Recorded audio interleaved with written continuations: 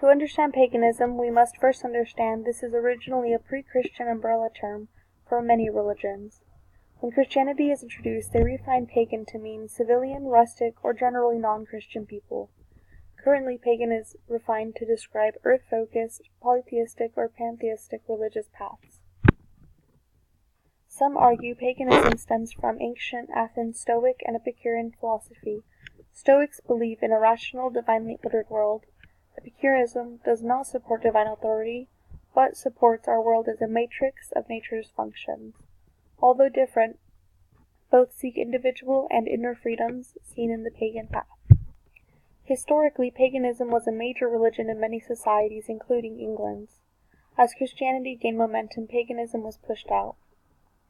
In 597 AD, Bishop Augustine was sent to England to convert the people. Over the next 200 years, strong efforts were made to convert the pagan heathens he found.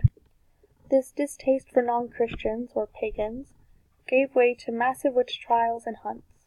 Between 1500 and 1700, Western Europe alone had tried 100,000 people on witchcraft accusations. Almost half of those people were executed.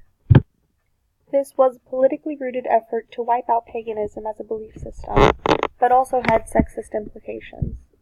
Historically and in current times, pagans have been a female-dominated group, a type of people who had already been receiving severe discrimination. Despite these efforts, paganism survived. In 1737, English law gained a statute removing prosecution of any citizen based on witchcraft allegations.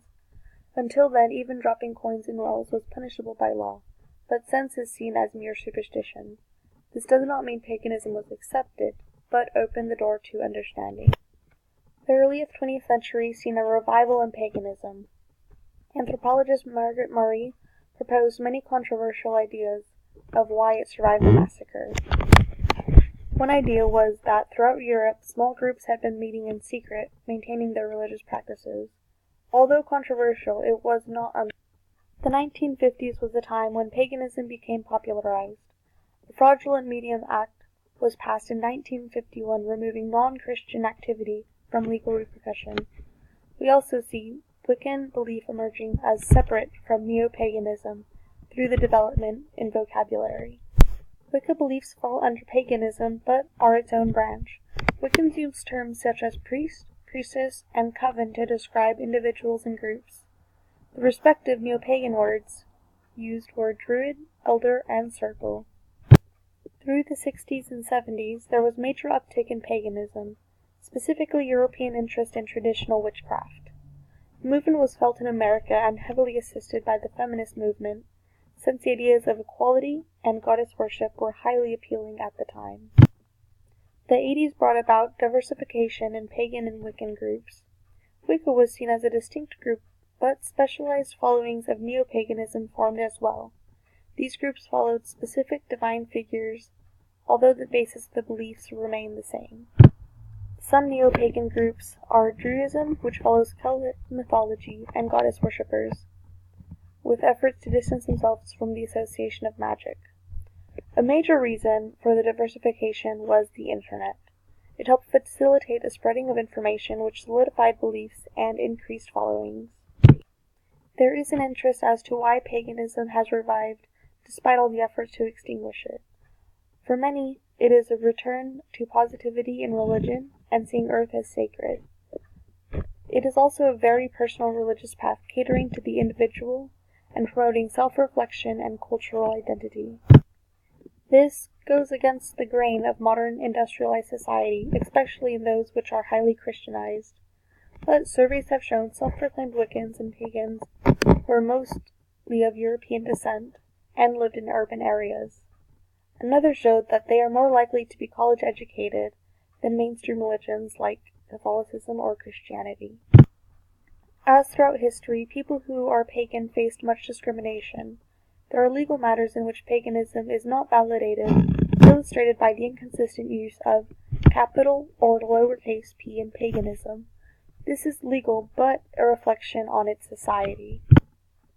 Some government agencies have accepted pagan or Wiccan beliefs as valid. The military itself does not recognize it to the extent of a service member having a military funeral. There will not be use of pagan symbol in the service. They also do not have access to the same religious service as, say, Christians. Socially, the discrimination is much like other racial or religious prejudice. People that are otherwise normal face it in all settings once others find out. It is seen in applications for jobs, even housing, termination for their beliefs, harassment, and cases have been reported of paganism being a factor in child custody battles. The discrimination stems from history and misportrayal in popular media. The idea of white or black magic is a contradiction to pagan belief of the threefold law that states, what you put out can come back to you 3 times stronger. Therefore, it is in the person's best interest not to attempt any harm. Pagans do not haphazardly run about casting spells, but do have many symbols used to focus their energy, which is meant to work in harmony with nature, and they celebrate its cycles.